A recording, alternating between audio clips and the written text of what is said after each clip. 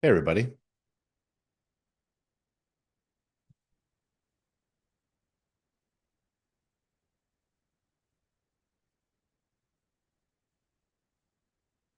Everybody have coffee? I've got my coffee.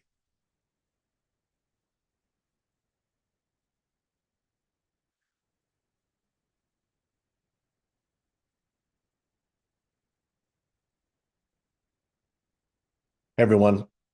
My name is Ben Grumiko. I'm from INTERNACHI. That's the International Association of Certified Home Inspectors. We're doing a free live webinar. Why code inspectors and contractors should partner with home inspectors. We are an ICC preferred education provider. We provide free ICC approved education for contractors, building officials, code inspectors, home inspectors, and that's all at INTERNACHI, the International Association of Certified Home Inspectors. We're also live on YouTube, and we're doing a live webinar for attendees. And every webinar that INTERNACHI does is recorded, so you can register and then watch later if you'd like.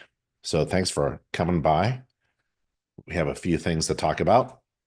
First, let's start with some questions about home inspections, okay? Now, if you are attending this live webinar, feel free to chat. There's a chat button on your side, and there's also a Q&A feature as well. Feel free to ask questions, and attendees can also upvote good questions. And I'll try to answer all of your questions here. So I've got my chat feature here. I've got my question box here. So I'll be looking down. Feel free to ask questions or chat. I won't be able to answer the questions on YouTube. We are streaming live on YouTube if you're interested. So let's start with some questions. Then I'm going to show you how home inspectors can influence about $32 billion worth in the home maintenance and home renovation improvement industry. You're welcome, Home Depot and Lowe's. And third, we'll do a home inspection together. Okay? So this is all about why code inspectors and contractors should partner with home inspectors. If you're a contractor, we have resources for you at nachi.org/contractor, nachi.org/contractor. And it looks a little bit like this, where you have a nice contractor logo. We have the Contractors Association, the International Association of Professional Contractors. We have free online ICC, International Code Council approved CEUs. So if you're a code inspector or a contractor and you're certified by the International Code Council, don't pay for education to renew your certification. I'm a code inspector. I take my CEUs that is required to maintain my certification as a code inspector and code enforcement officer. I take it online, learn at my pace through an ICC preferred education provider, and that's INTERNACHI. The INTERNACHI school at internachi.edu is the only tuition-free online accredited college for inspectors, accredited by the U.S. Department of Education and a member of the National Association of Career Colleges in Canada.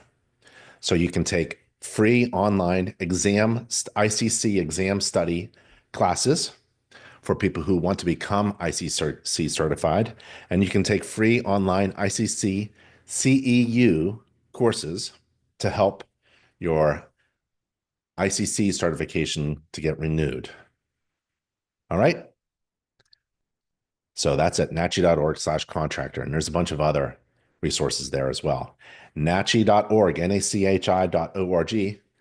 That's where we help all kinds of inspectors, home inspectors, pre-drywall inspectors, mold inspectors, radon inspectors, code inspectors, building officials, commercial building inspectors. We help all those inspectors succeed in various ways. So that's one reason why you should connect with INTERNACHI, the world's largest organization of home inspectors. Where can I find a local home inspector to network with? Well, there's one place. It's a URL called nachi.org. Let's get my fancy button here. So it's nachi, NACHI.org, or inspectorseek.com. I like the nachi.org. So you go on top and we'll open this up and I'll show you a map of the United States of where home inspectors are. We're basically located wherever there is a house. So let's say you're near Northeast Philadelphia. Well, there's about 250 home inspectors in Philadelphia alone. There's New York, got about 500 home inspectors around New York. Long Island, DC, a few hundred there. So there's our map of an inspector. That's where you'll find a home inspector. We're basically about 35,000 inspectors in North America, and we inspect millions of homes every year. Go to nachi.org or inspectorseek.com to find your local home inspector. Are home inspectors required to take CE, just like ICC certified professionals? Yeah, we sure are. We are required to take 24 hours of CE every year. So the International Code Council, ICC, approves InterNACHI as an ICC preferred education provider of online courses for InterNACHI members, ICC members, and ICC certified individuals. All home inspection training is actually based upon the code, the International Residential Code. So there's a huge overlap in knowledge. Our knowledge base is shared with our knowledge base as home inspectors is shared with code inspectors. We basically are training on the same stuff, the code book, building standards, best practices, manufacturer recommendations. So we do take education. And the InterNACHI School is dedicated to providing affordable, free, nothing's better than free, online education to building inspection professionals. Our school is the only tuition-free inspector college accredited by the U.S. Department of Education. We're also a member college of Canada because we believe education, just like this free live webinar, is the backbone of keeping high professional standards. So visit internachi.edu.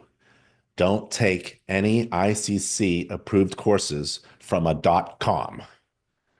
Their business model is to make a profit off of you. You want to go to a tuition-free accredited college with a .edu, and there's only one that I know of, and that's internachi.edu. internachi.edu. So here are some common questions about home inspections. What is a home inspection? Well, a home inspection is a visual-only assessment of the condition of a home. Usually, it is to find problems before a home buyer purchases the home. However, a home inspection could be used to gather information that is incredibly valuable to the person who needs that information. Typically, the home buyer, the homeowner, the seller, the investor, the renter, whoever needs that valuable information. Home inspectors essentially educate people about how a home works, how to maintain it. We find problems, ideally before they become too big to fix yourself. If you have to hire a contractor to fix the problem, you want to hire your home inspector first to give you an unbiased opinion as to the actual condition of the problem that you're experiencing in your home or building. So that if you are the occupant, the renter, talking to your landlord, or the homeowner talking to your contractor, or the buyer talking to the seller, you want to be able to make smart decisions. And knowledge empowers you to make those smart decisions, especially if you are a home buyer. This is a critical moment in your life when you are making the biggest financial decision ever that's going to affect the way you live for the next 30 years, typically. You want a trusted, third-party, neutral professional who can come in and educate you about the condition of the home you're about to buy, your dream home. Not every home has major problems, but some do. And we want to inspect our homes so that they are safe, functioning, and healthy.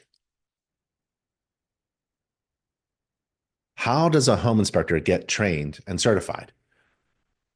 You have to go to an accredited college for inspectors or an organization like the wonderful International Code Council and get information, study it, take an exam, get certified. Now, just because you did something online doesn't mean you're trained and qualified to do a home inspection. That's why you want to go to InterNACHI, because we force you to do inspections. We actually require you to do 4 inspections and write 4 inspection reports according to a standard of practice. You can't even get a certificate from us without performing inspections that are reviewed and marked to meet the minimum standard. If you are in a regulated state, some states, provinces, countries regulate the home inspection professional. We can help you. InterNACHI can help you attain that license or certification or governmental recognition. But you have to get trained and certified by a third-party organization. And InterNACHI is the world's leading organization to do just that. We went over who hires home inspectors. Anybody can hire a home inspector. When do they take place? We went over that a little bit, usually for a real estate transaction, so that everyone knows the condition of the home that's being purchased or sold. But in the International Residential Code, section R109, we've got some inspections that are listed. It's the code inspection. So if we go to the 2024 International Residential Code, section R109, this is the list of inspections, the types of code inspections that take place when a home is being built. We've got the foundation inspection, plumbing, mechanical, gas, electrical systems, floodplain inspection. That's probably the second one, because floodplain is where, the foundation kind of stops and you're at the floor level. You want to make sure that that floor level is above the floodplain. So it's really, they have these out of order, actually. So you want the foundation inspection, then the floodplain inspection, and then you want to build the home and install the plumbing, mechanical, gas, and electrical systems and have that inspected. But you also want to inspect the frame and the masonry as well. So this is out of place as well. So we can reorder these. There are many other inspections that the local authority having jurisdiction can call out. The local building official, not the home inspector, has authority. The home inspectors do not have authority to enforce things to be fixed. The local building official does. And the local building official also has the authority to require any other type of inspection. The next one will be fire resistance rated construction inspection, and then the final inspection. Now, just before the final inspection here, or even after the final inspection, right around here, it's a good time to get a home inspection. And right after the rough-in, right? Right after the plumbing, mechanical, gas, electrical systems inspection, right here is a great time for a pre-drywall inspection. Those types of inspections can be listed in the code. That'd be great. But they're performed by home inspectors. They can be performed by code inspectors as well, but there's a big difference between a home inspector and a code inspector, and we'll go over those differences. But I wanted to show you that the code book actually lists the various types of code inspections. What's missing are what we do as home inspectors. We do all kinds of inspections, not just inspections of homes, mobile homes, condominiums, apartments that are being built, under construction, being renovated, but we inspect anything from brand new homes that have the final inspection and occupancy to old historic homes and everything in between. And we don't inspect for code compliance. We inspect for the condition of the home. Bit of a difference there. How many home inspections are performed every year? Millions. Why would a code inspector or contractor network with home inspectors? Well, we're going to go over the difference between a code inspection and a home inspection. They're very different, although they're very similar too, right? The knowledge base of each is exactly the same. Every home inspector is trained essentially on building code because we look at an existing home and we look for problems. Those problems are created by either time and degradation, natural wear and tear, or someone has modified something. Someone has tried to fix something in the home. A DIY project has gone bad, or it was never built very well. So home inspectors actually need to know a lot more than a code inspector. Code inspectors have a big, thick book. They have to know that. They have to be able to look into the tables. There's so many tables in a code book, right? More than a furniture store. A home inspector has to know that and a lot more. And we'll take a look at what a typical home inspection is. We're going to do a home inspection together right now. What's the purpose of a home inspection? In order to educate the person who needs that valuable information. What are home inspectors required to inspect? A lot. We'll go over the standards of practice. All home inspectors follow a standards of practice, or they should. Excuse me, I'm drinking coffee. I'm a little under the weather, but I'm going to stick with it. If you're here, I'm here. Are home inspectors required to identify code violations? No, actually. In some states, we can't even speak code or refer to code because we know our place. Home inspectors are not code inspectors. We are not performing a code inspection. Although I'll show you as we perform an inspection, I'll show you that what we do during an inspection is basically commenting on building standards.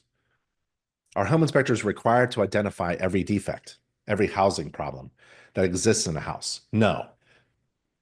We are required to report in written format those big problems that we find in a home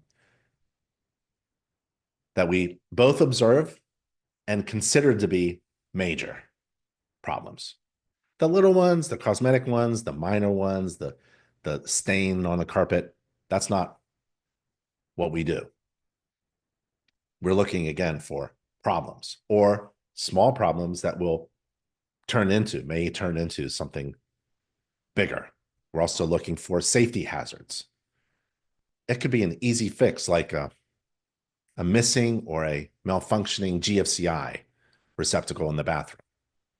Easy fix, but a major safety issue.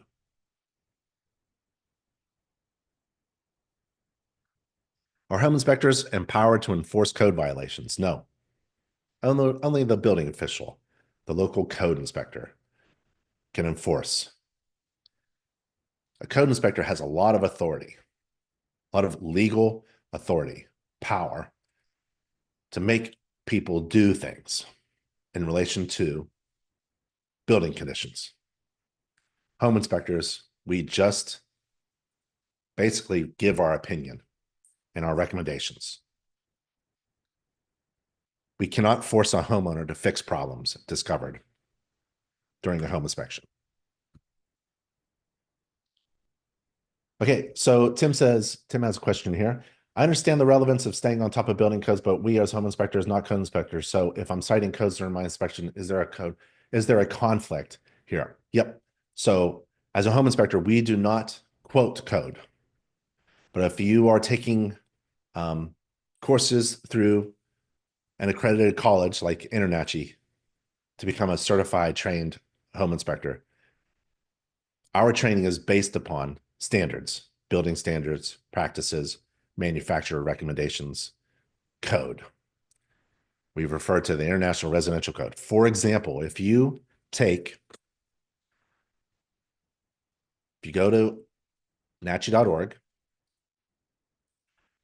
go to Get Started, scroll down to our education and training, and search for pre-drywall. So this is a pre-drywall course. It's available for all members of InterNACHI, online and free. And this pre-drywall course is based upon code, the 2018 International Residential Code and the 2024 International Residential Code. There's a book called Performing Residential Building Inspections, and we use that publication, and we also refer to the 2024 International Residential Code.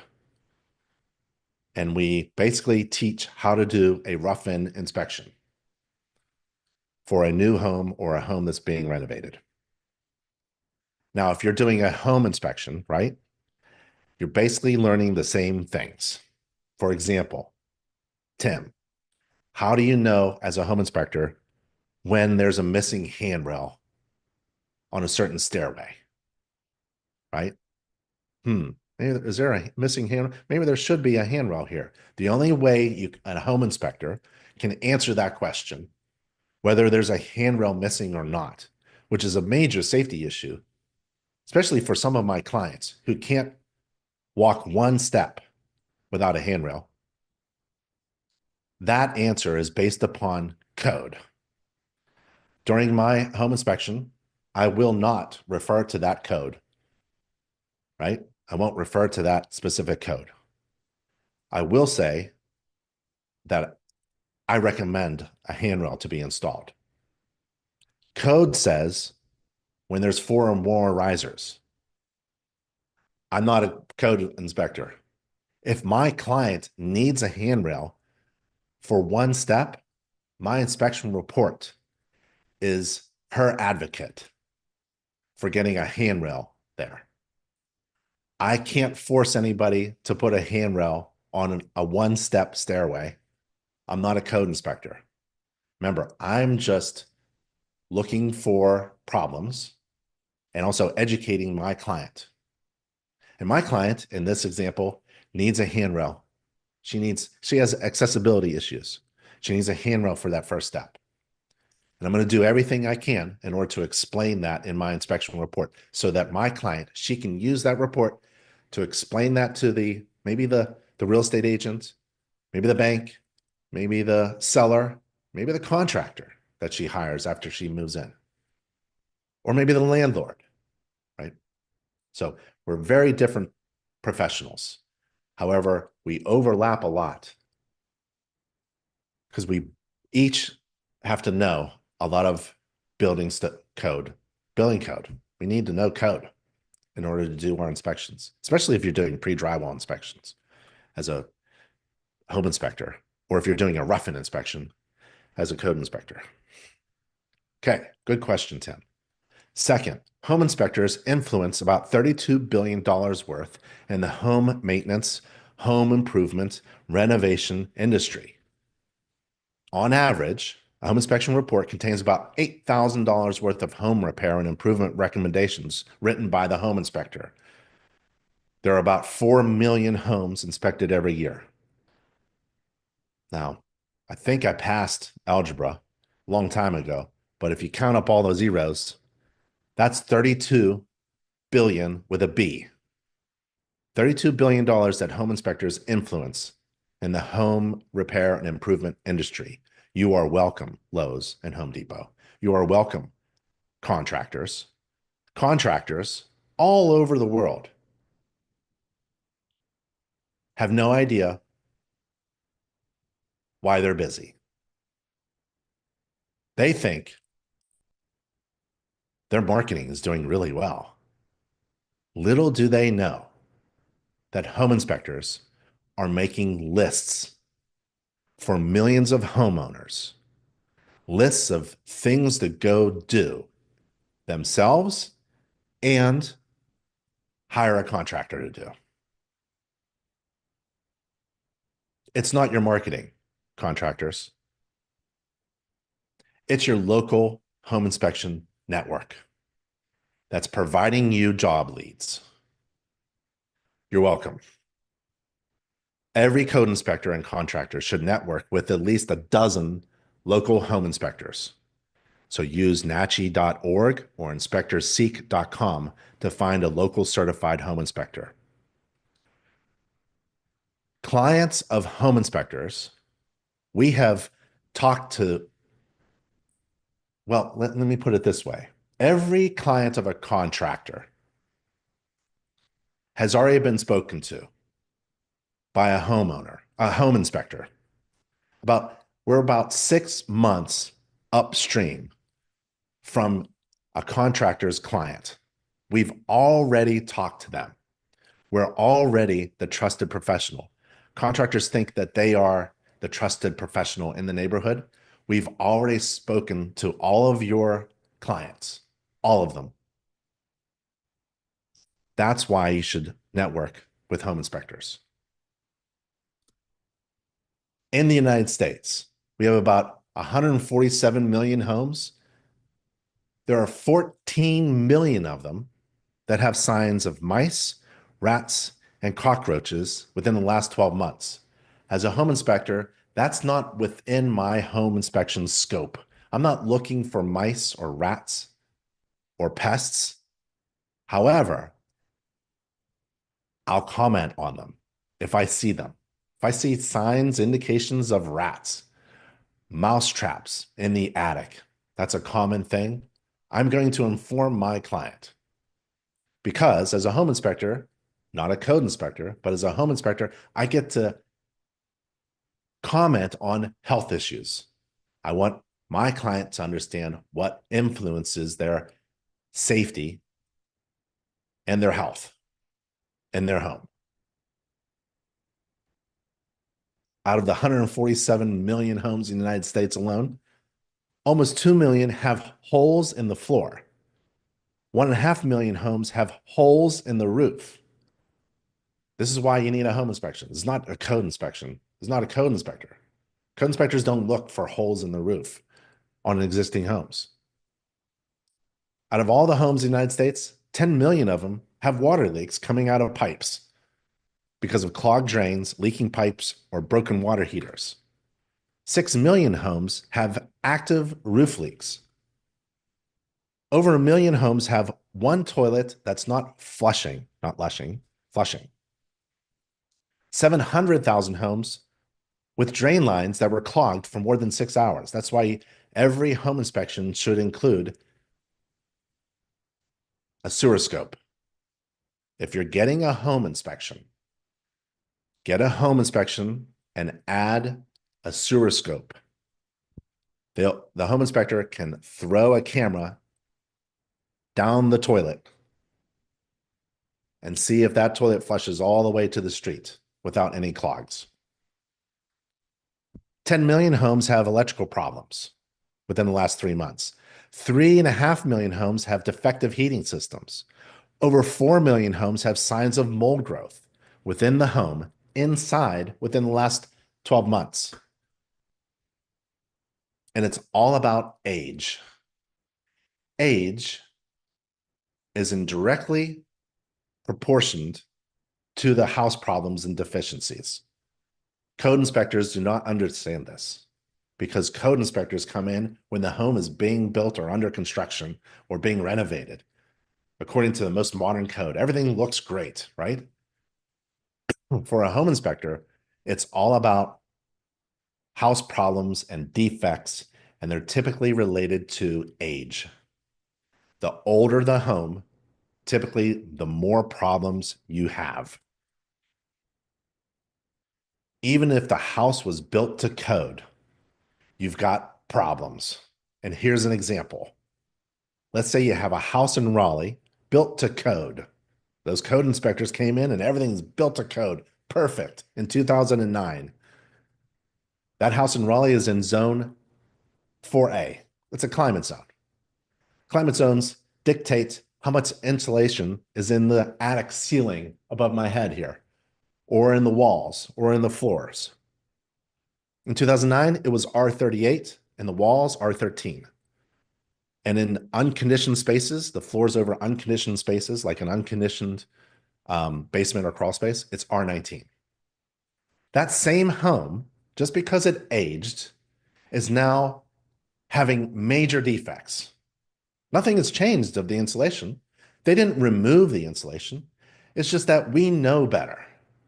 We know now that the home in the same location, built to code back then, is now deficient in insulation levels. That same home in the same location, built to today's code, would have R49 in the attic and insulation, in the attic and ceiling, and in the walls R20, and in the floors over unconditioned space R30. That's a huge difference. No one removed insulation.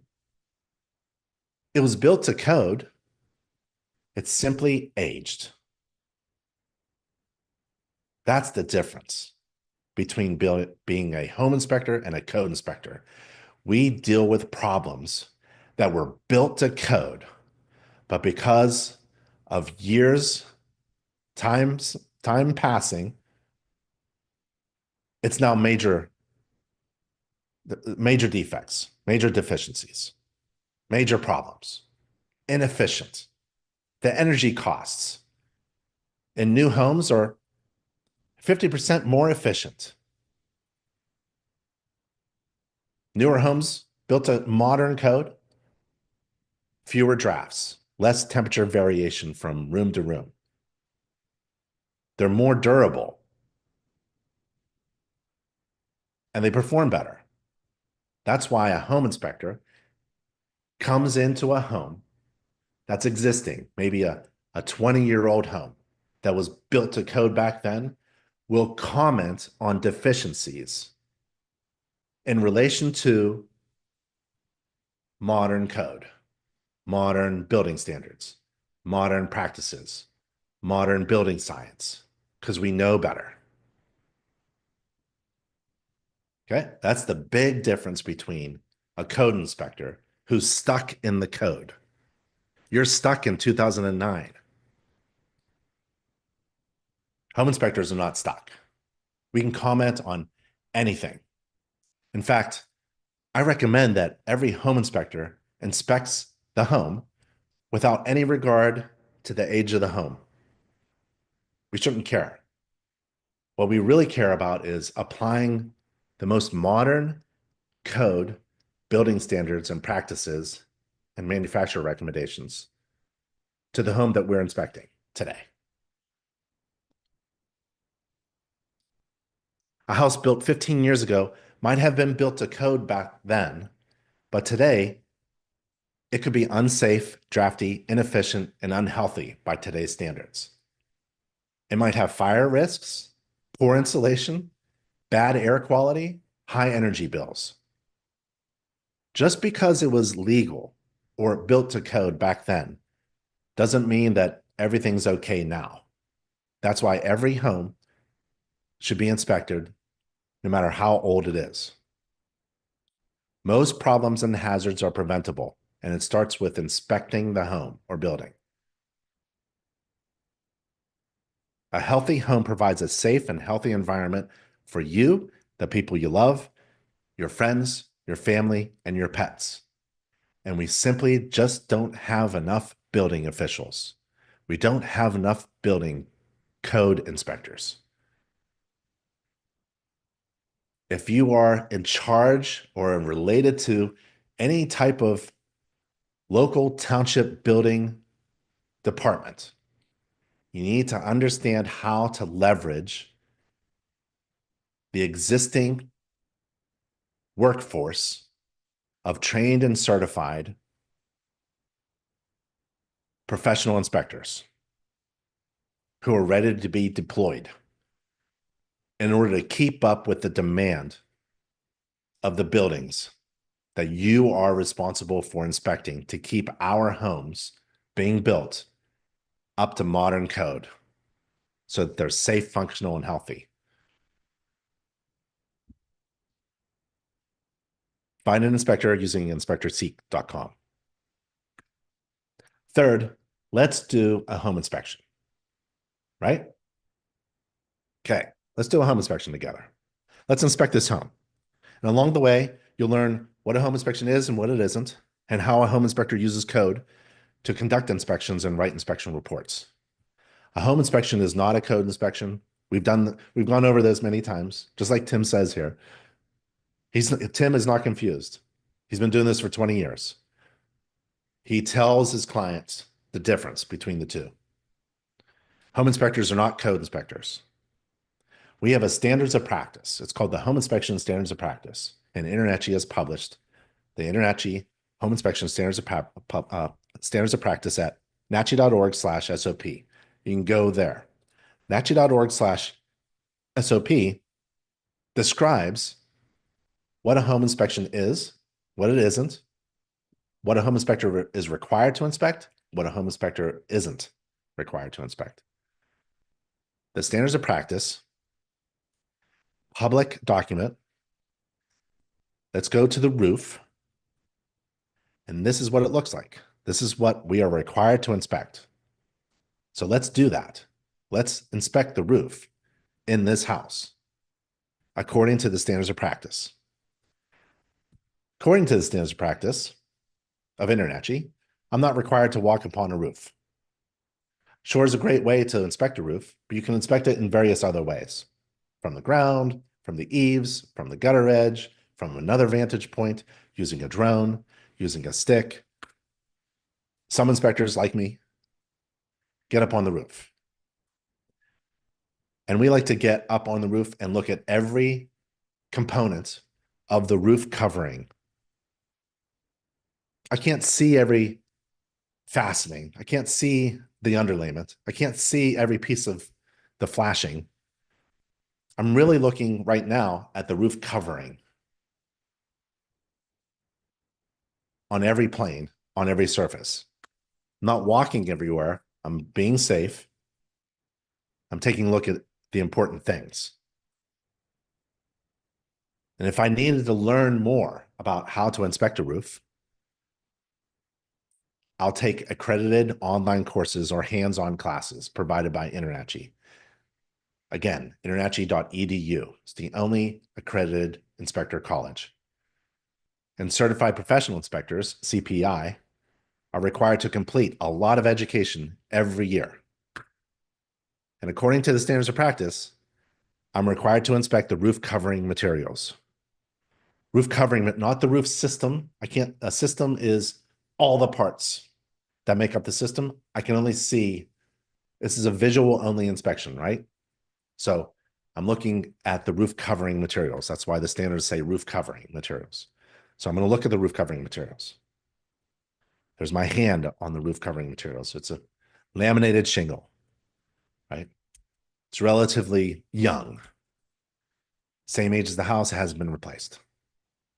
It's one layer. I'm looking for holes. Remember, 10 million homes in the United States right now have holes in the roof.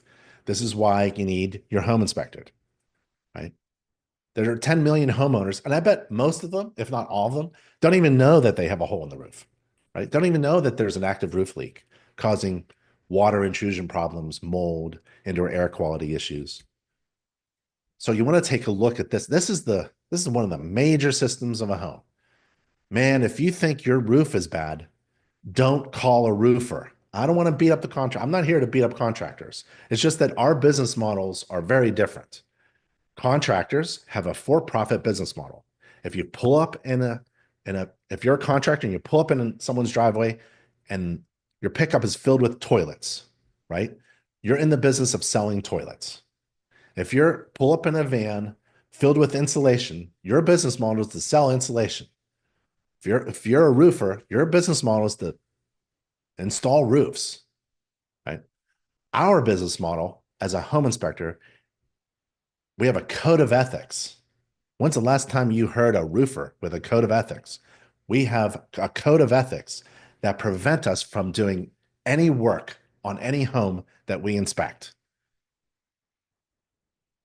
We're there to sell information. We're there to educate only. We're not going to try to sell you a new roof. If I think this roof is in good shape, that's because I think it's in good shape, right? And the way I speak and write my report, I'm assuming that a contractor is going to take a look at it. So I have to get my terminology just right. That's why we home inspectors use the word roof covering in our inspection reports, which is consistent with the International Residential Code definitions. So there's a great chapter, chapter 2 in the code, the International Residential Code, is the definitions chapter.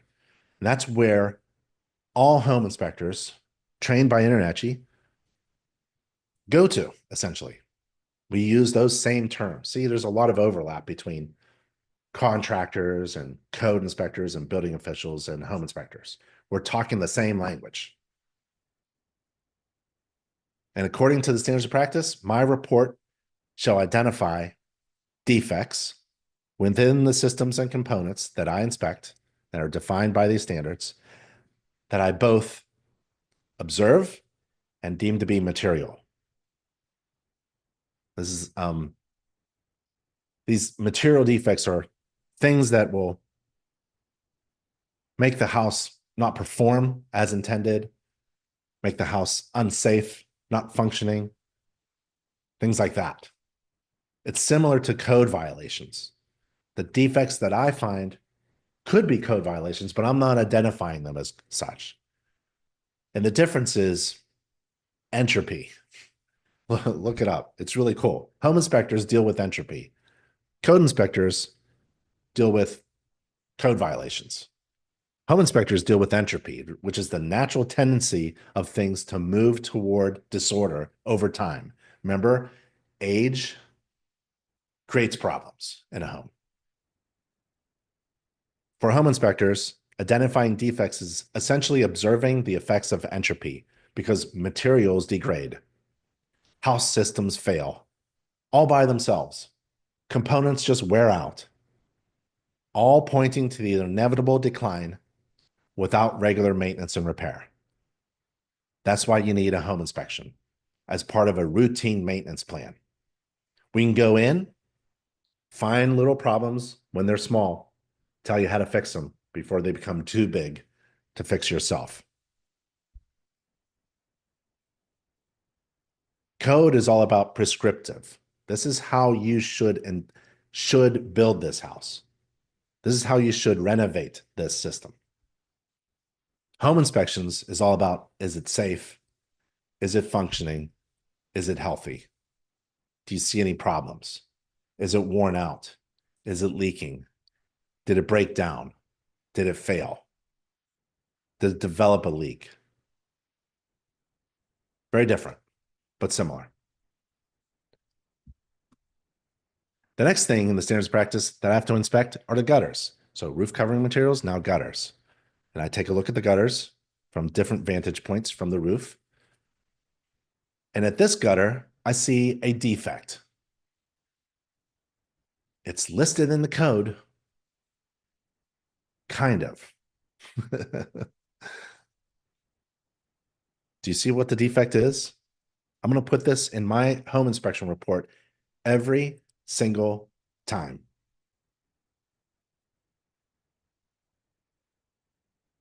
It's flashing. And we can refer to InterNACHI, how we describe it. We call it a kickout flashing. We can also go to the code, section R903.2.1, locations. There's a missing kickout flashing right here. It's a piece of bent metal that kicks out the water that's running down this roof at this critical intersection between the roof surface and the wall. There's either step flashing or continuous flashing that's permitted by some areas. But right here is the critical part. There's typically a hole here. There's usually a hole created by this J channel and contractor. They squish silicone in there, which is only a temporary band-aid. What they need is this siding. This could be wood. This could be vinyl. This could be stucco, especially stucco eaves. So right here is a code violation, but I'm not going to identify it, right, Tim, as a code violation. We're just going to say missing kickout flashing right here. This flashing is supposed to kick out the water into the gutter. Right now we have water stains. The water is dripping down. It could be dripping behind the siding. And maybe there's a whether a barrier there, water resistant barrier. This side of the gutter looks good. It's actually overhanging a lot, like 6 inches, but this side is not. Downspouts. I take a look at the downspouts. We want those downspouts diverting water far away from the house, and we also want this ground to be sloped. How much of a slope do home inspectors know? We know code. We want that slope to be 6 inches down in the first 10 feet. And that is a direct quote from code, right? We want those downspouts to be diverting water far away. And do you see the problem here? I would put this in my report. In fact, I did. I did this home inspection, and I identified this as an improvement that could be made. It's not a major defect. No one's going to get hurt. It's just ideally we want water to be discharging away from the house, and this end of the downspout, this termination, is about a foot or two above the tray. It's going to just splash all over the place. Ideally, I think the ground may have settled, right, over the years, and no one has fixed it. No one has filled in with clean fill or anything. No one has extended this downspout to down here. So these two need to be closer to each other just to perform better. We want to control the water. It's about water management. Water is a great thing. It's a creator of life, but it destroys houses. Water management is really important. Like here's an area to improve how we manage water. Potential water intrusion between dissimilar building materials, the masonry and the vinyl expand and contract, and they open up. Ideally, there would be some sealant here, maybe some flashing, something like that, but this could be sealed up very easily. It's a good way to keep the bugs out, but also the water. It's ugly, but it's functional, right? It's eroding away some of the dirt here, but that's a functional pipe. It's a little ugly. I don't care that it's ugly. All I care about is that it's working or not. And to better communicate things like this, how do you get downspout water away from the house? We can go to InterNACHI's gallery. There are illustrations in the code, especially the commentary code, but InterNACHI has an online public gallery of illustrations that help explain what inspectors see and try to explain that to our clients. And so here we have in Spanish, rain hitting that roof that we just inspected according to the home inspection standards of practice. And we need little areas here to kick this rainwater off of the building. Little pieces of flashing, little drip edge at the eaves and the soffit, right? Here, there's a window. We need to kick that water away from the window and the bottom of the window. If we have a deck railing, we need some flashing here. We want to divert water, kick water away from this area, the ledger board, all the the door, the front, the bottom of the door, the top of the foundation. And if it gets underneath in the ground, we want that water to go into the drain pipe with the gravel and discharge to grade, right? And we want the slope of the ground away from the house. We want to manage and control and divert water away from the house. Don't want it to get inside. This is a great illustration that easily communicates. What do they say? A picture's worth 1,000 words. Well, this has to be worth at least 300 because code is very difficult to communicate to people. Building standards, right? Because code has all these figures and it's difficult to communicate what we see as code inspectors into simple, plain language. Okay, so same downspout, ugly diverter pipe. It's clamped. That's really nice. I like that. It's not going to fall away.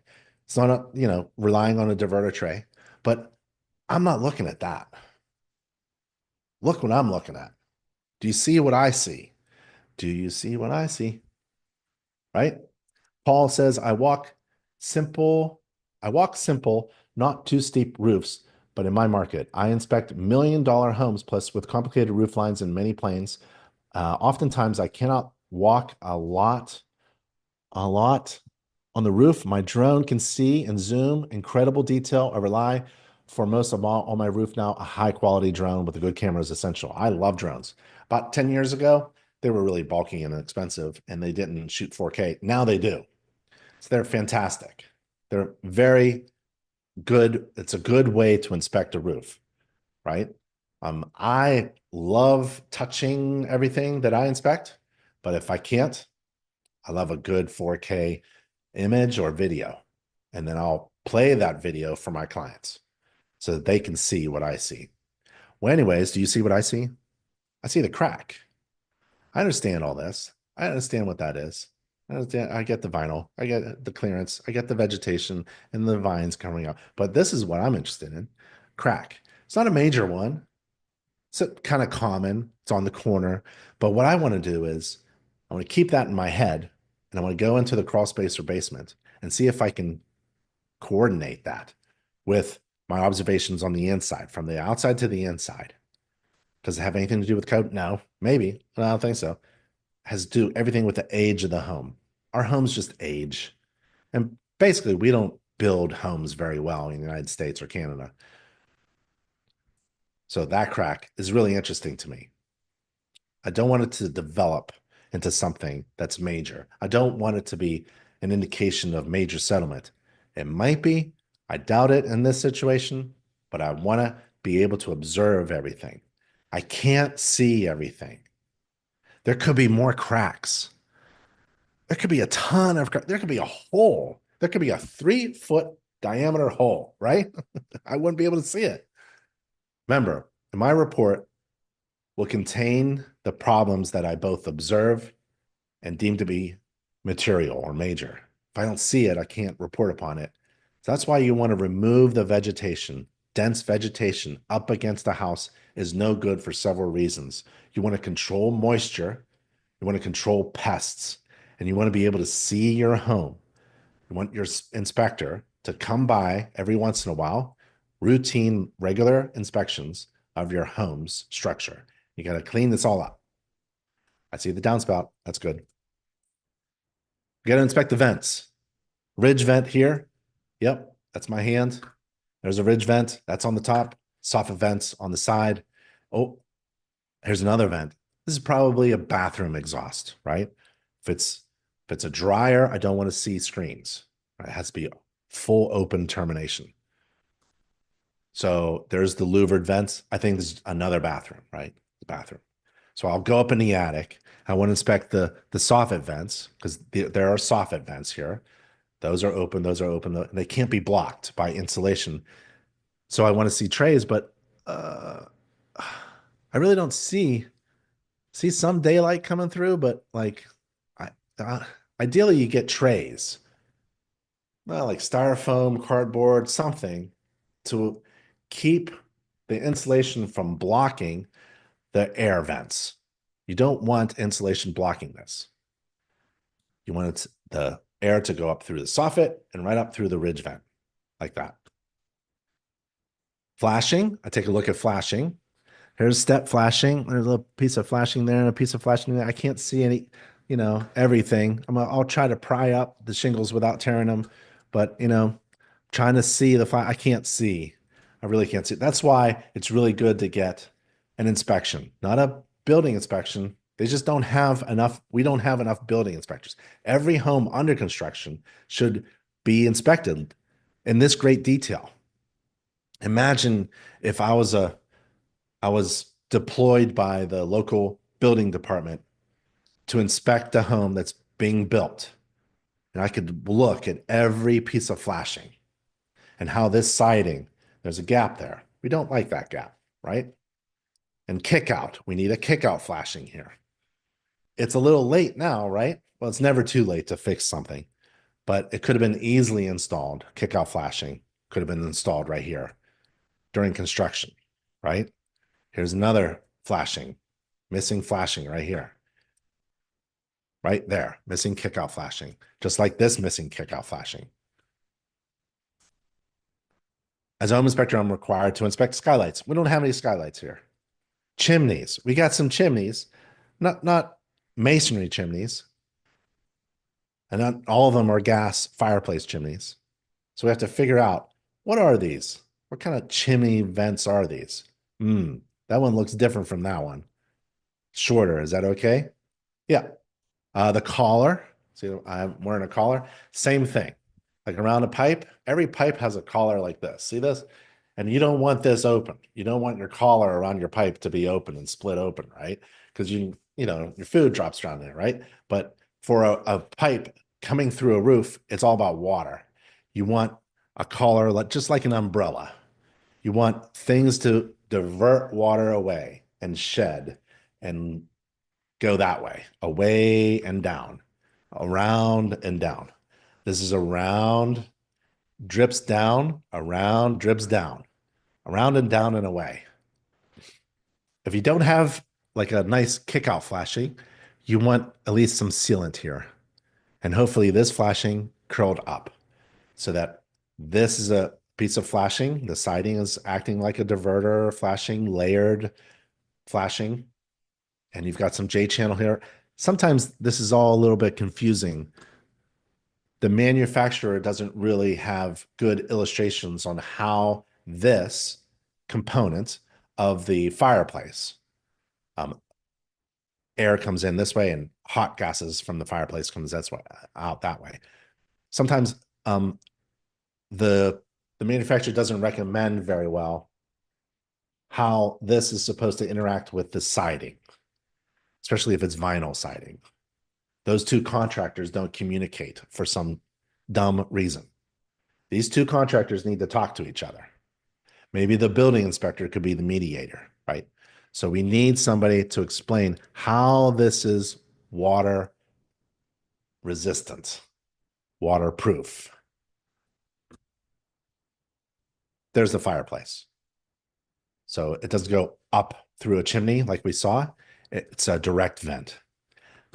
Air from outside goes into the fireplace, gets heated up. You could circulate some air. Some have blower fans, and then the exhaust gases go outside. That's why this says hot here, hot top.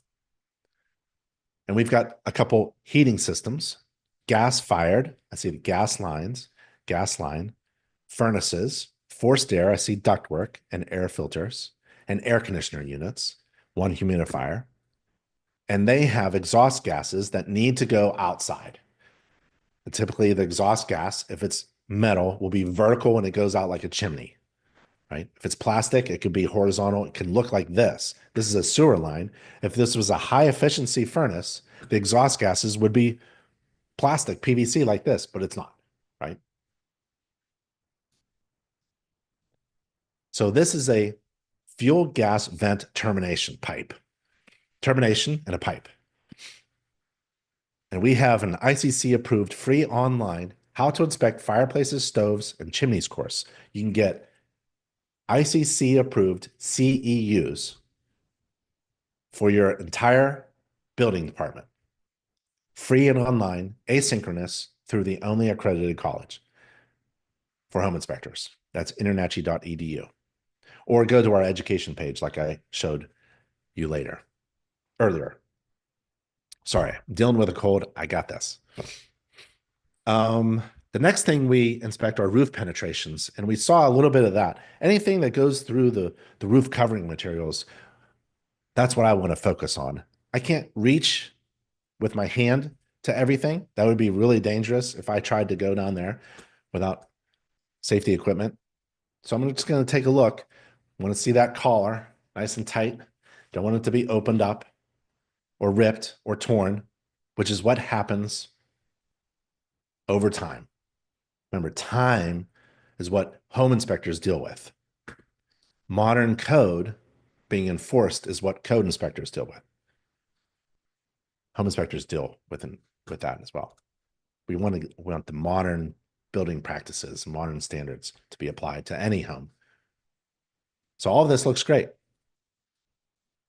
And we describe that the shingles, asphalt shingles, and we report any observations of major problems. We don't see any here from the roof covering. The exterior is next. There are a few systems. There could be as many as 12, depending on how you count. 7, 8, maybe 12, depending on how you count the systems in a home, right? Count by systems or rooms. But if you wanted to learn how to inspect the exterior according to the standards of practice, and you wanted to get ICC approved CEUs, go to our education page. We are a huge ICC approved preferred education provider with free online ICC approved education courses. That's all about code and inspecting buildings. Here's what I have to inspect. When it comes to the exterior, it's a lot. Well, you think this is a lot. You should see the electrical system. It's a huge list. We start with the wall covering materials. We got brick, and we use wall covering because that's what code says. In chapter 2, the definitions, my favorite chapter. One of my favorite chapters. It says exterior covering. We don't say exterior wall covering. We don't say like siding or cladding. Exterior wall covering. And it's exterior wall covering even above the roof, right? This is part of the wall covering, and it's vinyl. So we got brick and vinyl. Got some stucco, some masonry coating there. Got some coating there. We want clearance in between the hard surfaces and the grading and the siding.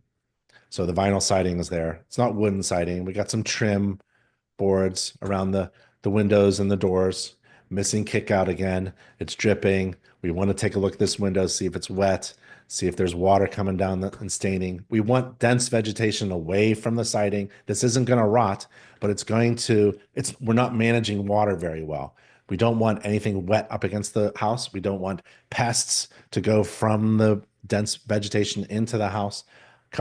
A few reasons why you want to trim back tree branches from your house, right? Getting a little close there,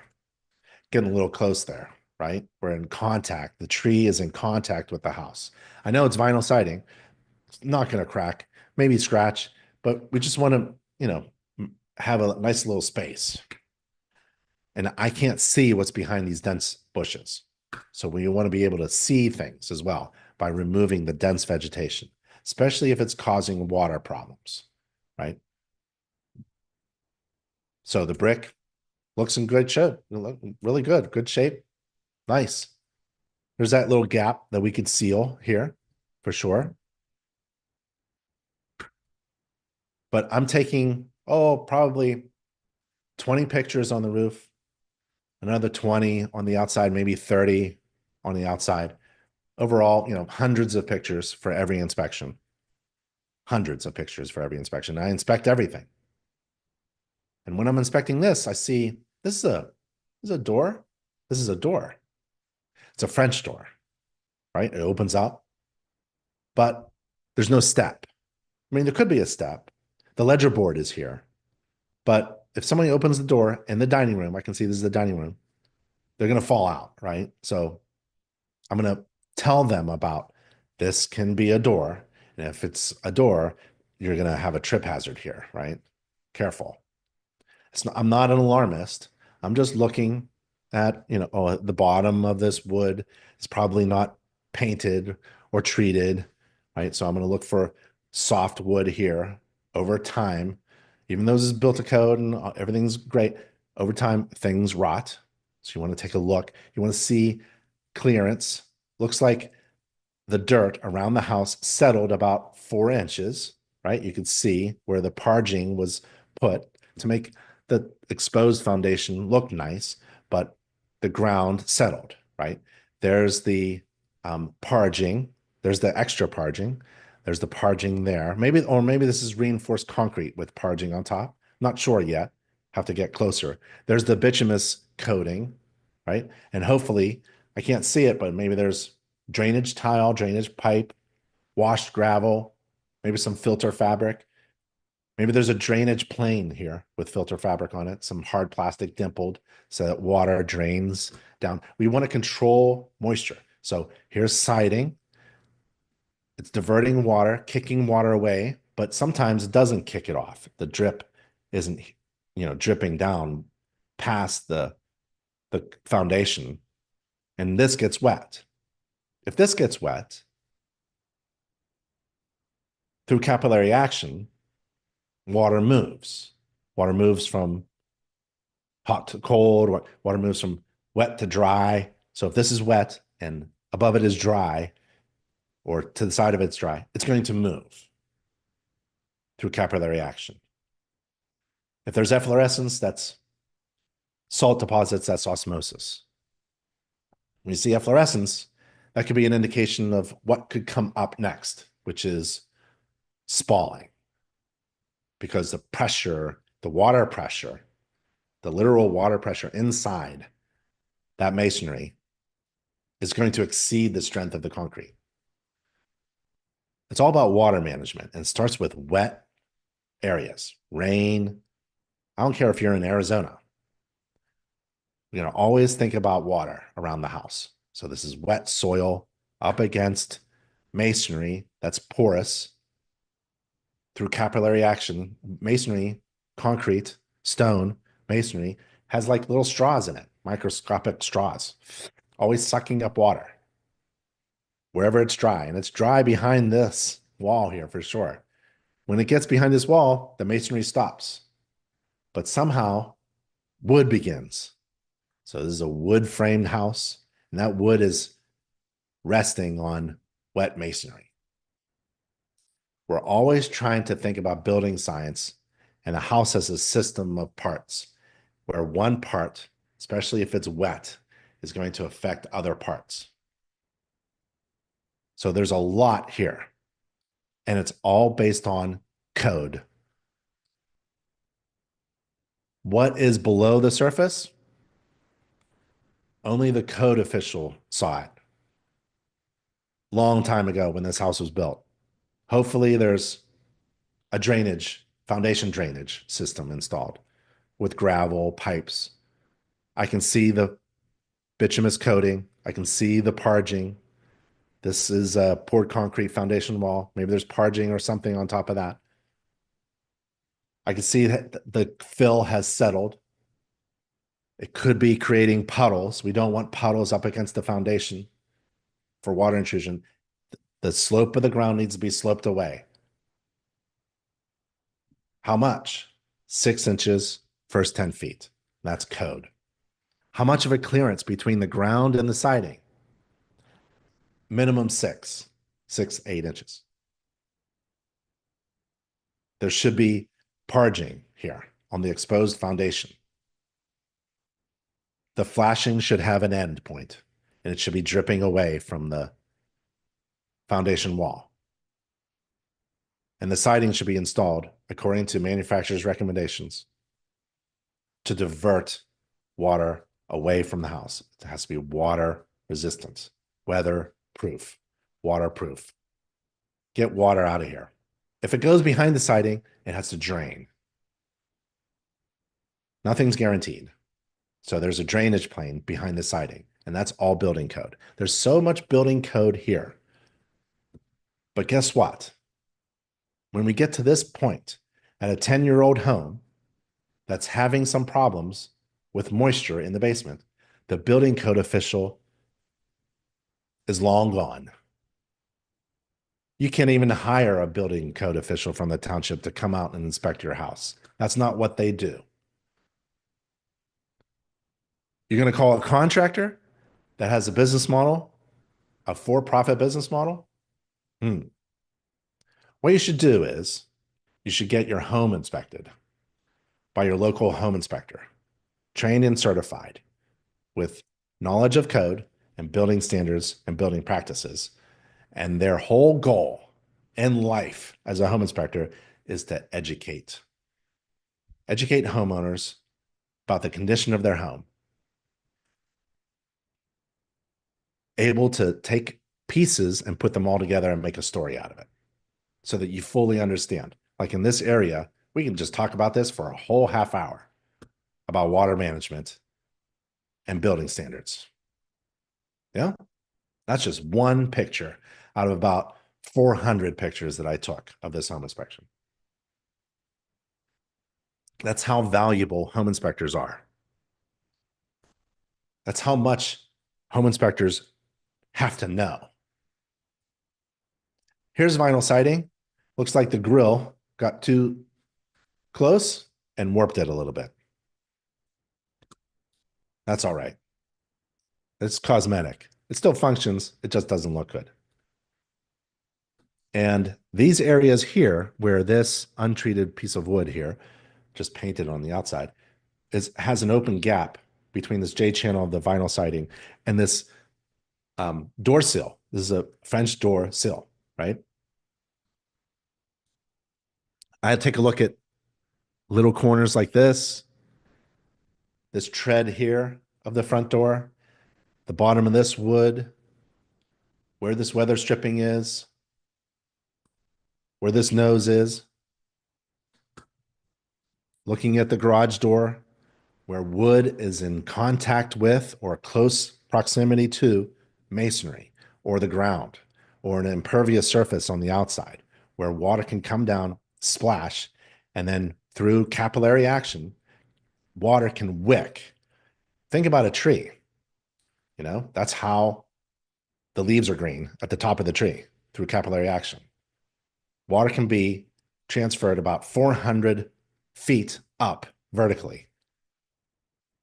In block, concrete, masonry, stone, it could go 6 miles through capillary action. So capillary action is serious. It's the root cause of rot in this area here.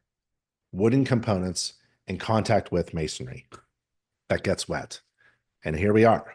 This is the first indication of a problem. The wood is wet. The paint has peeled off, and it's only going to get worse. I'm not an alarmist, but I'm just into house maintenance. This is not going to last 10 years, right? So we can scrape it and paint it now. We can maybe even replace the whole thing with something that's not made out of wood, that doesn't wick water, that never rots, that doesn't need painted. They have those building materials. That's when you call a contractor, because you are fully educated about what you want and how it performs well in your home, because your home inspector educated you. According to the standards of practice, that was just the exterior wall coverings. Well, let's speed up a little bit, okay? Because we have the standards, we got all these things. Let's speed up the process a little bit, okay? Because we've been talking for over an hour now. Let's get through this home inspection. This is just the exterior. A typical home inspection takes about 2 to 3 hours to inspect a house this size. And we're just on the exterior. Got to do the exterior doors. There's a trip hazard here. Remember, there's a French door in the dining room. The other French door, right, is 2 on this side, 2 on this side. And this is a big step. We don't want people to fall out, right? So that's a potential hazard there. That door gets unlocked and used. Somebody runs out. of the dining room. Don't want any trip hazards at the sidewalk. Don't want any trip hazards at the patio. And we want that patio just sloped a little bit, like a little bit, just like 2% slope, just enough to get that water away from the house. We want all this to be sealed. We don't want the driveway to divert water into the garage. We want it to be out of the garage. Get this out of here. We don't want water puddles. No big deal. No one's going to trip. It's probably going to evaporate within 24 hours, but still, I just want my client to know there's a puddle there. Ideally, this would be diverting water away. So just keep an eye on that, because this is probably going to be the first place where there'll be cracking. So maybe seal coating or just future monitoring. Stairs, steps, stoops, stairways, ramps, porches, patios, decks, balconies, carports, railings, guards, and handrails. Taking a look at anything like this corner here. Don't want it to be loose. Sometimes I'll use my knuckles to see if the stone application has lost its adherence to the base, the concrete. Again, as you can see, I'm just trying to take a picture of just about everything and anything. Can't see what's behind there. We already talked about that. A lot of dense vegetation all around. We want that water to be ground to be sloping away. Slope that ground away. Slope that ground away.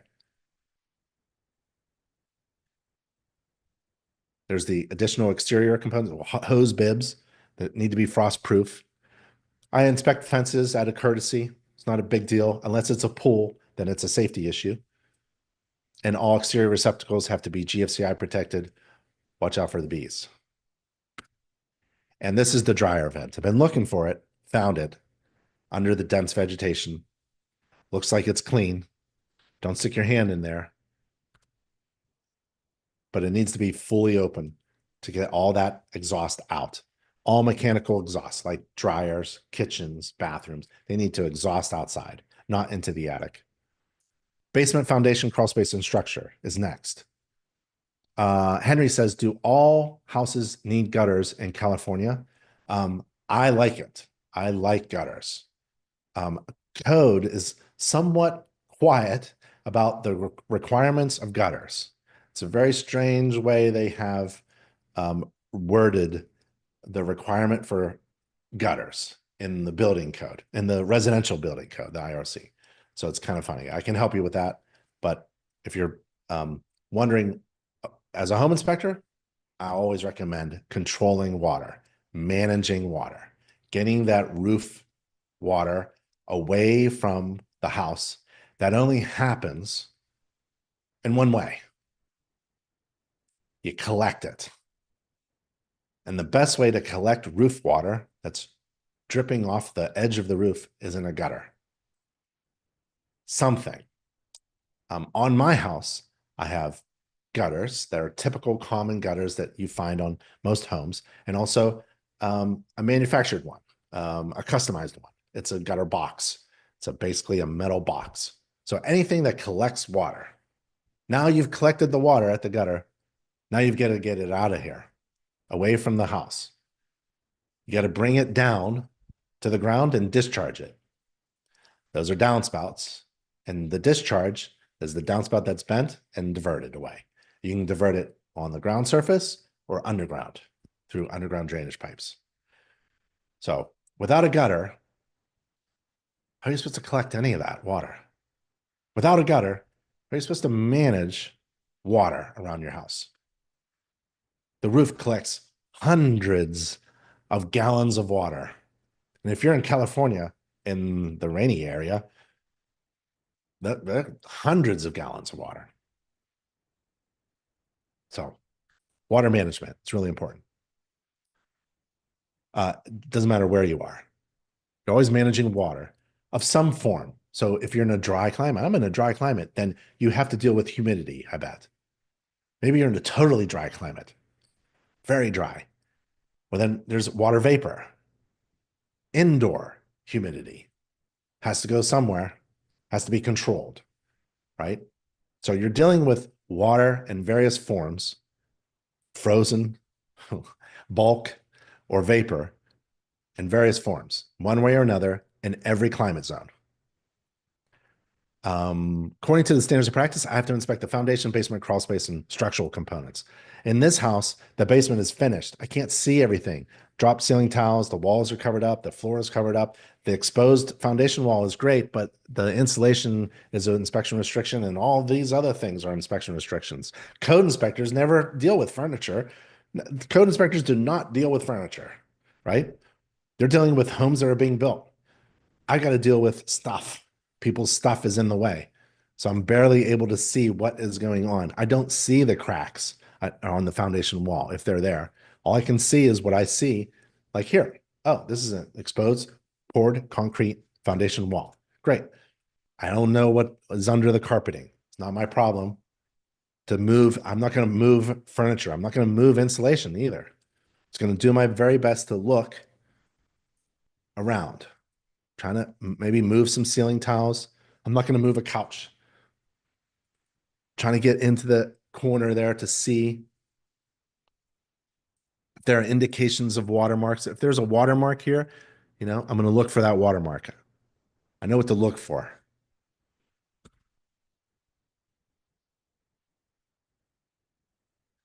Other systems. I'm seeing other systems while I'm looking around, right? I see electrical lines, plumbing lines, so water supply, drain.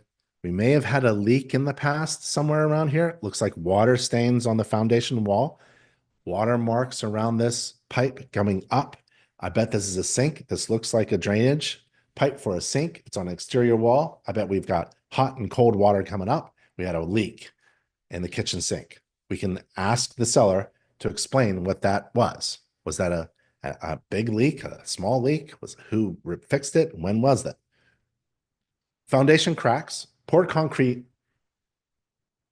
needs to cure and dry. You mix concrete with water, that water goes somewhere. It evaporates. It activates the curing process, but it also, as it evaporates, the concrete can shrink and crack. There are two types of concrete that has cracked and concrete that will crack, right? So what I'm looking for as a home inspector is major problems, big open gaps, displacement, uneven surfaces, movement and openings, and water penetration. That's what I'm looking for. Most cracks are shrinkage cracks, typically found common, not a major structural concern. They are closed at the bottom, where they're tied essentially at the bottom, and they're open at the top. Just don't want to see water penetration coming through. There are several shrinkage cracks in this basement foundation, poured concrete foundation. No problems. Let's say that there's water that comes through a shrinkage crack. Just get an epoxy injection. The strength of the epoxy is stronger than the concrete.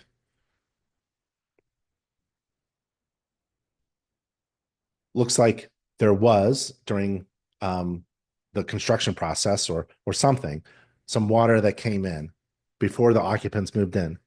There may have been something on the floor that created a stain. It's no longer there. I don't know what this mud mark means. It's certainly not on the wall. It's probably just during construction. Often builders will not just refuse to clean up the mud.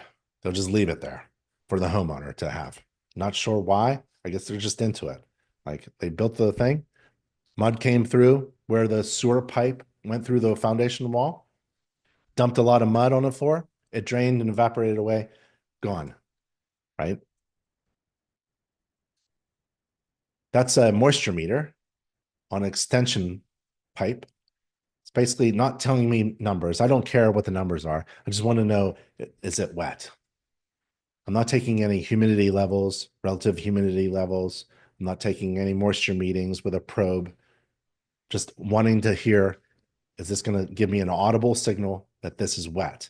And I've got two pins at the bottom of this stick, and it's probing through the carpet and through the padding and touching the concrete floor. If that's wet, then we have a problem.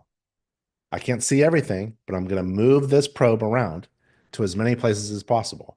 I can't move the insulation everywhere, but where I look, I can use a 3-tine hoe. It's a gardening tool on an extension pipe.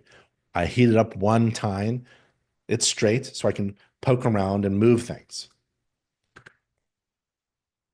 And you want to get your home inspected before the insulation is installed, and that's called a pre-drywall inspection. If you're building a home, get it inspected. It's called a rough-in inspection from the code inspection point of view, but we just don't have enough code inspectors. We have a ton of home inspectors who can do a code inspection, a rough-in inspection for you, a pre-drywall inspection. And basically, the inspection tools and equipment for home inspections, it's just a handful. There's a flashlight, GFCI tester, gas leak detector, some personal protection equipment, a ladder, moisture meter, maybe infrared. So, or a gardening tool like that, right? Or a moisture meter like that.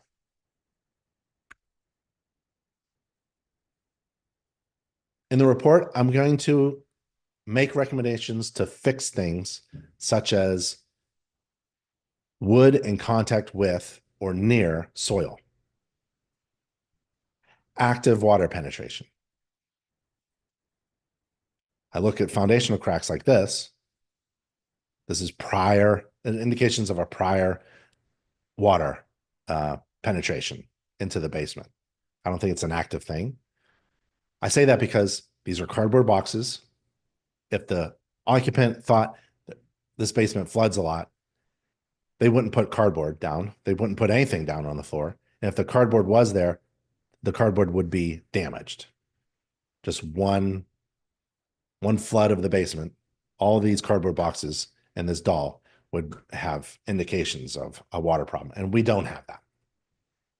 So it's kind of like being a detective, trying to figure out what is happening and when did it happen. Heating section. I can learn how to inspect heating systems by going to natcha.org/education, right? There's the thermostat, 2 thermostats, 3 thermostats. So I have 2 systems. I must have 1 system with 2 zones. And there they are, dampers in the ductwork. So it's zoned. This is very dirty. Some of my clients are sensitive to indoor air quality issues. I'm going to put that in the report. There's a shut-off switch for each. There's a free gas furnace inspection checklist if you're interested at that URL. And according to the standards of practice, I have to inspect the heating system. It's basically turning it on. There's the fuel source, exterior tank. That's the propane tank. There's the valve, pressure regulator. It's forced air, has an air filter, high efficiency air filter for each furnace.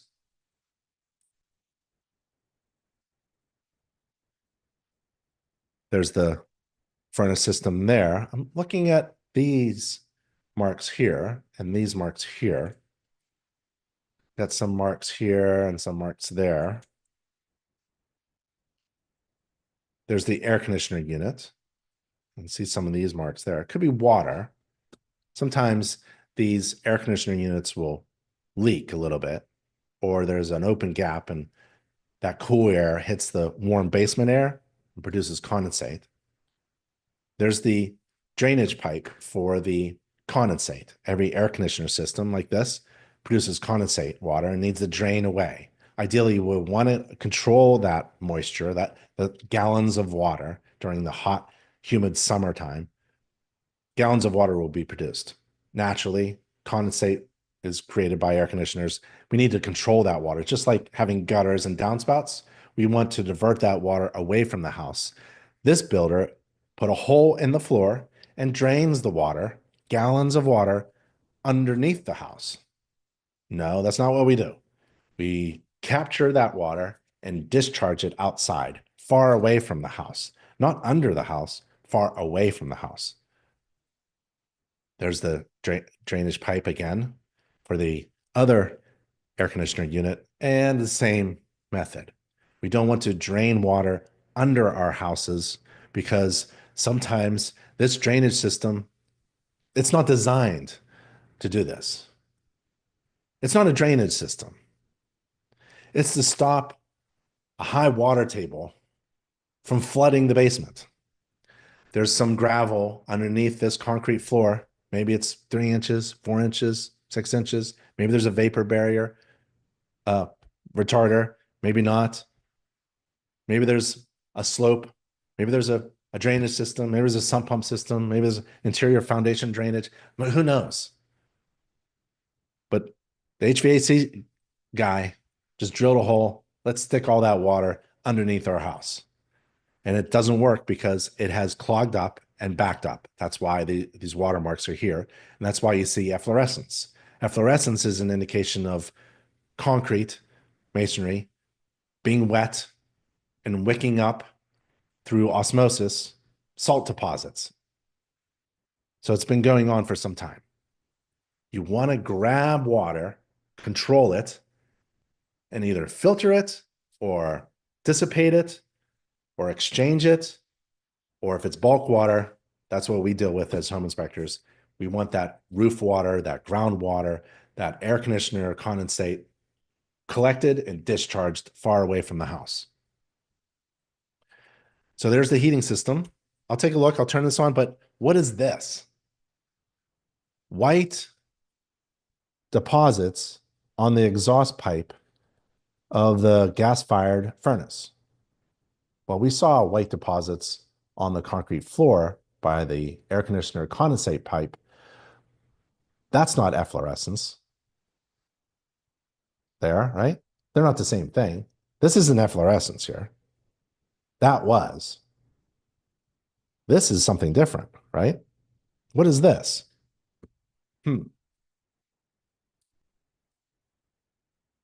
See that? And that?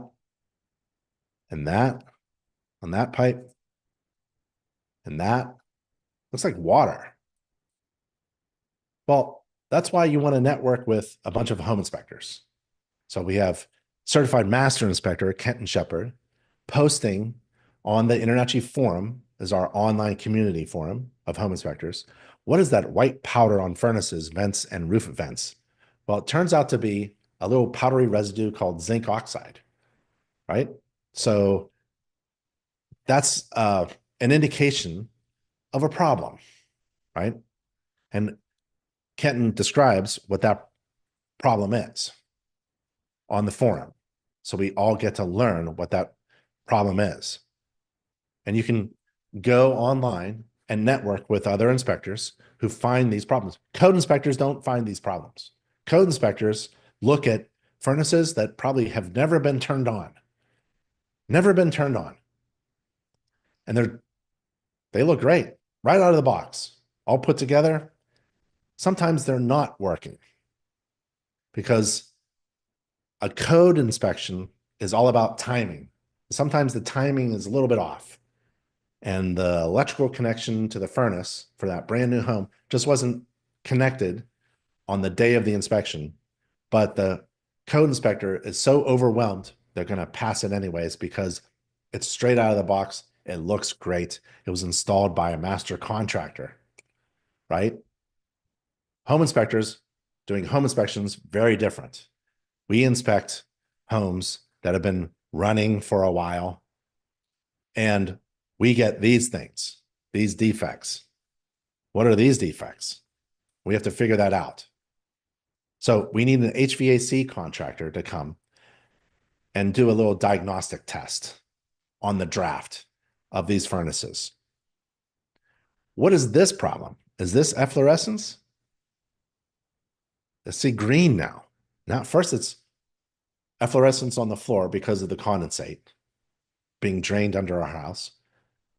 Next one was zinc oxide and condensate water being formed on the flue pipes of the furnaces. Now we have green stains from water on the jacket of the furnace, right underneath the air conditioner unit. And it's wet. Why is there water on my fingers? This is not a code inspection. This furnace was installed to code. Let me say that again. This furnace was installed according to modern building code. What do you think about it now? It's got problems. Nothing that the building official could see. Not blaming the building official. Maybe the contractor. Maybe the homeowner not paying attention. But it's up to someone else to come in. The heating person, they should have been there every year looking at the condition of this heating and cooling system. The HVAC guy, I'd fire him. Something is wrong, but it was built to code. Who can help in this situation? There's only one professional on planet Earth who can put all this together and help this person with a non-functioning, unsafe, unhealthy, non-performing heating system and cooling system. That's an InterNACHI certified home inspector. You need every furnace to be inspected by a home inspector, not by the HVAC contractor, not by the code inspector. They're missing all this stuff. They don't know what's going on. Look, they've been here.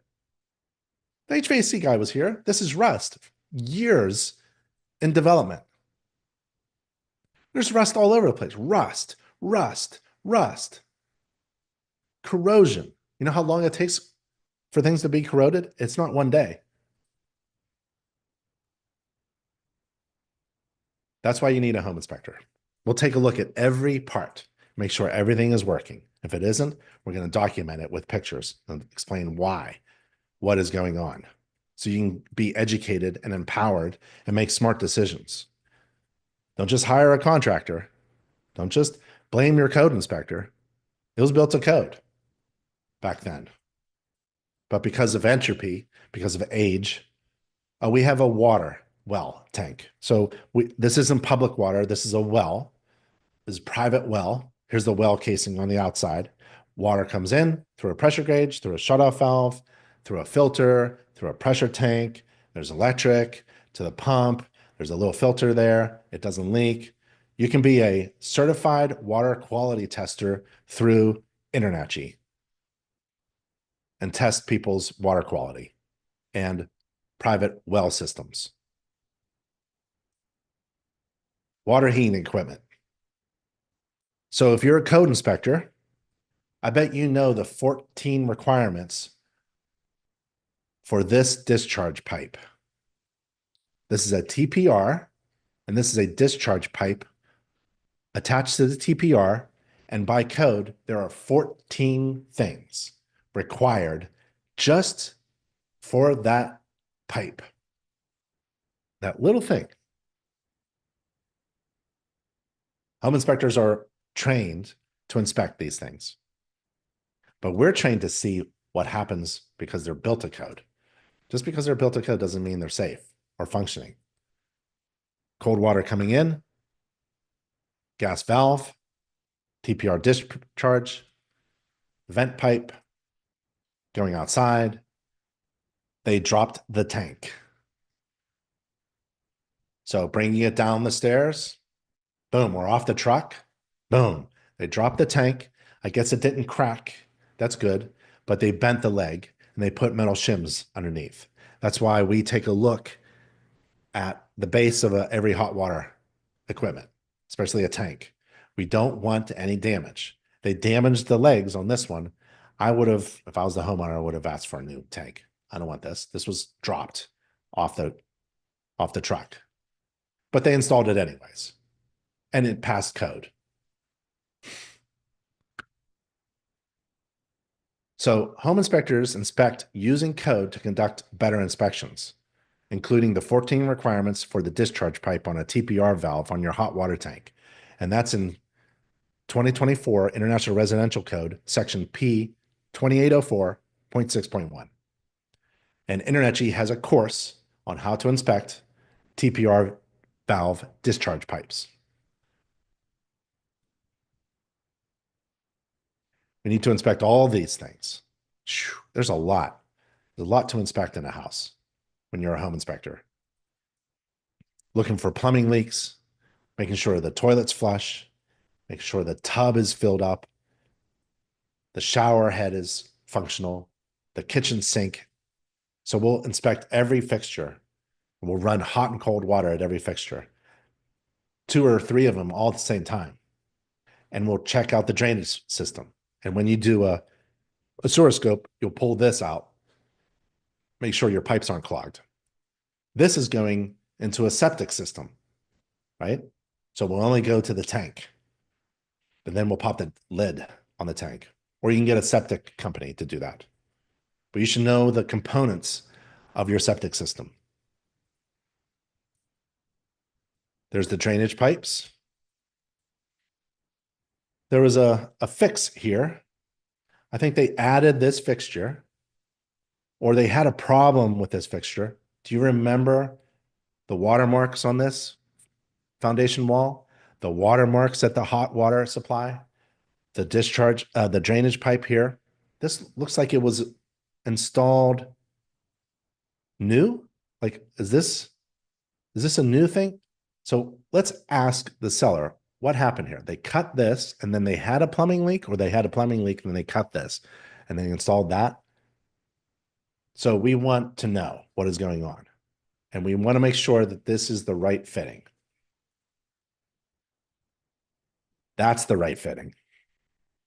This is not the right fitting. This is so we need a master plumber here to help us with these questions that we have. Okay, let's see. We don't have public water. Public water looks like this. You have a water meter, a shutoff valve, another shutoff valve, a copper line, or some other kind of pipe coming in, and a jumper cable. So we have a main water shutoff valve. Every house has some kind of big valve that you turn off, whether it's on a well or a public water line, in order to turn off all the water to the house. And that's what a home inspector is going to find for you and identify for you, especially fuel storage tanks. Every heating equipment has to have a fuel shutoff valve. Even your hot water tank has a shutoff valve. We're going to flush all the toilets and run all the fixtures, make sure the hot and cold fixtures are installed correctly. This is the first floor bathroom, second floor bathroom.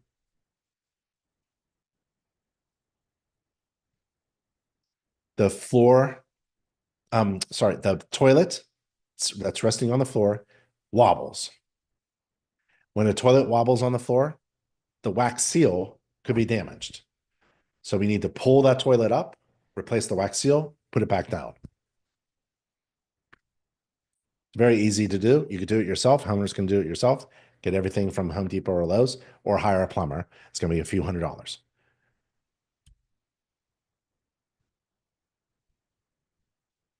Lots of pictures. The bathroom receptacles need to have GFCI protection, ground fault circuit interrupter protection. It saves your life. Whenever you have a receptacle in the bathroom, it's near a sink, water and electricity don't mix. There's something in between, a safety device that protects you from getting shocked. And we test those as home inspectors. This one wasn't working. So this is the culprit. This is the problem. It's a $50 item, maybe $200 to replace. If you try it yourself, be careful. You can get shocked, but you should hire an electrician to replace the GFCI. It's very affordable. The electrician isn't. The device is affordable, and it does a big job. It protects you from getting shocked. So it's very important to test your GFCI receptacles. You should know where the test button is. It's kind of like the importance of testing your smoke detectors. You should know where the smoke detector test button is. And your AFCI breakers, we should know where that test button is in an electrical panel board. So there's a few things that homeowners need to test. Oh, here's the standards of practice for inspecting the electrical system. Oh, all the components in here. Let's go fast, okay? Service drop, got all that stuff. There's the meter, attachment point, all kinds of components and terminology being used because when something is wrong, you want to identify it correctly. Just can't say the wire is over there. Nope. So all these cables, bonding and grounding is a big issue. The electrical panel and the receptacles and GFCIs and carbon monoxide. There's the panel board itself, the breakers, the wiring inside the panel. There's the fireplace. We saw one of them. There are actually two. They turn on. Looks good. Little switches there. Hasn't been maintained. If your fireplace looks like this, it hasn't been touched by a professional in a while. Get that HVAC system inspected and cleaned. And while they're there, they should be able to competent enough to do the fireplaces. Attic insulation and ventilation. Home inspectors, we go up in there and take a look around looking for active roof leaks.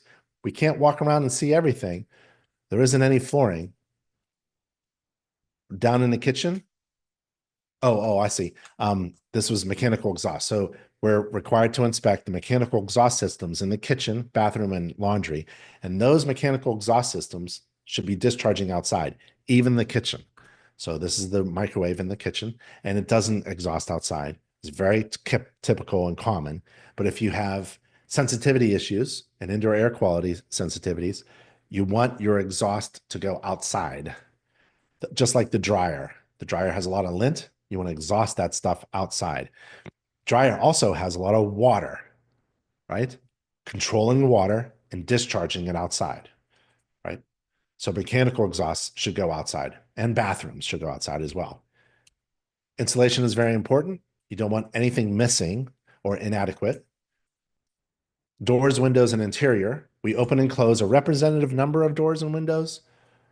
Can't see everything. Can't find every wall receptacle. Can't do every spindle of the railing.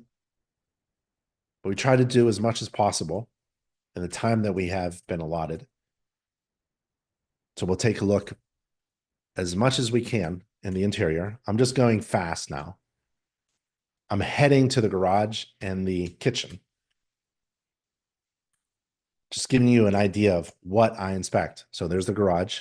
Got 3 garage doors, 2 with openers. I'm going to check the safety devices, the laser eyes. There's 10 things, 10 steps, 10 items to check. A 10-step procedure for checking the garage door opener. And that's if you want to do it yourself as a homeowner, InterNACHI has that on a public page. This door is manually open and closed, and it's locked, and it's dented. So someone backed into it, a couple places, the frame there is dented, the frame there is dented. All GFCI receptacles outside, bathroom, kitchen, garage, they all need to be GFCI protected. The structural components in the garage look good. The firewall looks good. The receptacles look good. I don't see any problems with the concrete floor. A little bit of efflorescence. I bet, that this is common. And what you can do is clean it off, brush it off, and see if it comes back. If it's coming back, that means you have a high water table or a water management problem on the outside. Because remember, efflorescence means this concrete is wet. It's continually wet. It's always wet, right? So efflorescence is salt deposits left behind after capillary action has wicked that water through the concrete or masonry material and drawn the salts. The dirt has salt in it. The concrete itself has salt in it. And that salt is brought to the surface, and then the water evaporates and leaves behind the salty deposits. So it's an indication. Efflorescence is an indication of water, capillary action, osmosis moving through. The problem becomes when there's a lot of water being built up. So as efflorescence builds up, high amounts of efflorescence means a lot of salt being wicked up and a lot of pressure, water pressure. And it just won't stop. Keeps getting stronger and stronger. There's so much water pressure inside that capillary action movement through osmosis that it will exceed the strength, the PSI strength of the concrete itself, and will spall, crack, blow off. It'll actually explode. So capillary action, osmosis, salt, buildup, PSI exceeds, damage.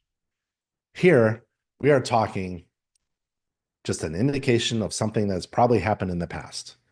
Not an alarmist, but home inspectors understand these things. Code inspectors don't, unless they're trained to.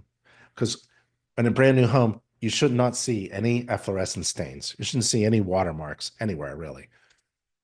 So all along here, it's a typical area for efflorescence because oftentimes the garage floor and foundation, right, are hit with water on the outside because the last thing that gets finished in a new construction is the grass. They put the grass down. Now water is kind of controlled and managed, and the surface drainage is installed. Essentially, the drainage of the rain, surface water, is controlled by the yard, the grass, the landscaping. But up until then, a lot of things just get wet. That's why we see mud in the basement, right? Mud in the basement. Well, the grass wasn't installed, and water came through maybe the window of the basement, or maybe there's an open gap in the pipe that wasn't sealed. Something like that. This is the laundry room. Got an electric dryer. I love those pipes, supply pipes, pressure tested pipes. The dryer exhausts outside. I love to see a tray, water catch leak tray underneath the clothes washer. In the kitchen, I like to finish my inspection in the kitchen. I'll run hot and cold water at the sink. I'll look for plumbing leaks. Don't know what this is. I bet this has something to do with that thing that we saw down in the basement. Remember, the hot was coming up, had a leak. The drainage pipe was installed. This is different. What is going on here? Something leaked, or something wasn't installed right, or something happened with this kitchen sink a while back. This has been cut off and capped. There's a cap right here, so you have to pay attention to that. If it's leaking or it smells, that's not a good cap. So you twist it and it expands, right? If you can pull on that and pops off, that's no good. That's sewer gases coming in. So something's going on here. The kitchen maybe was renovated. I don't know. It's not my job. I'm not here to diagnose everything that I see. I am here to help educate and understand what is going on. And sometimes it starts with just a question. What happened here? All receptacles in the kitchen have to have GFCI protection. So we're going to test that, test that. I'm going to run a short cycle in the dishwasher, turn on the range and the oven and the microwave, it vents across, and my little microwave detector, that works. And that was a home inspection. Whew. That was a lot. And we didn't even look at the report. I have a 56-page inspection report that we could review, but we're not going to. We started with some common questions about home inspections. Then we talked about how home inspectors influence the home maintenance and improvement and renovation industry. We influence it with about $32 billion every year. And lastly, we conducted a home inspection. A couple of links I want to leave with you.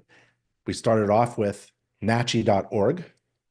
That's the International Association of Certified Home Inspectors, where you can find all kinds of information. And NACHI.org/contractor. All kinds of information for contractors, building officials, building departments, code inspectors, code enforcement officers, ICC certified individuals, contractors, general contractors. That's all at NACHI.org/contractor. And I want to thank you. I don't see any more questions or chats. So thank you for your time. I really appreciate it. That was a lot of information. If you ever need to contact me, I'm Ben Gromyko from InterNACHI, and that's my email address, ben@internachi.org. And feel free to reach out to me why code inspectors and contractors should be partners with home inspectors. All right, everybody. Thank you very much. Thanks for being here. See you in the next webinar. Bye.